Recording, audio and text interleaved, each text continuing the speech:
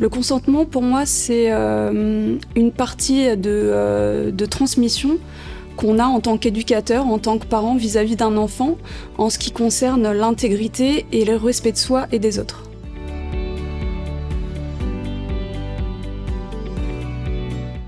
La sophrologie, c'est un outil qui est utilisable par les adultes aussi bien que par les enfants et qui nous permet, grâce à des exercices simples, de pouvoir dépasser, de pouvoir apprivoiser nos émotions.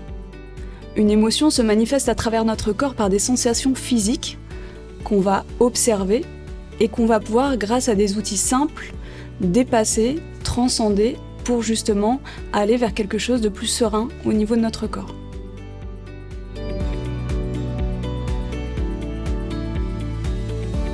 La notion de consentement, pour moi, est surtout le fil entre le fait d'être parent et d'être enfant. C'est qu'en tant que parent, on est observateur de nos enfants, quand on est éducateur ou juste adulte vis-à-vis d'un enfant, et de prendre en considération cette notion de respect et d'intégrité de l'enfant.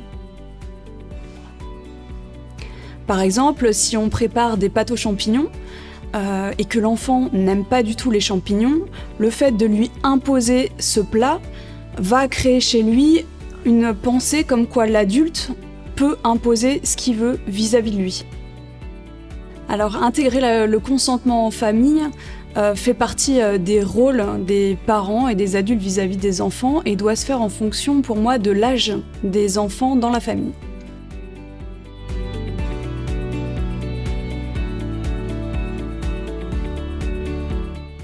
Il existe des outils, notamment des livres, qui nous permettent, en tant que parents, d'oser parler de sujets qui peuvent parfois être compliqués à aborder, notamment au niveau du consentement sexuel. Et d'autres ouvrages aussi, qui sont vraiment faits en fonction des âges des enfants.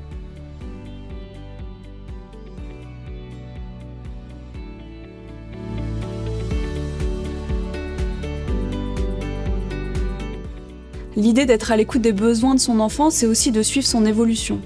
Ça veut dire que quand il est petit, quand il grandit et aussi quand il devient adolescent, de pouvoir répondre à ses interrogations avec différents outils qui seront adaptés en fonction de son âge.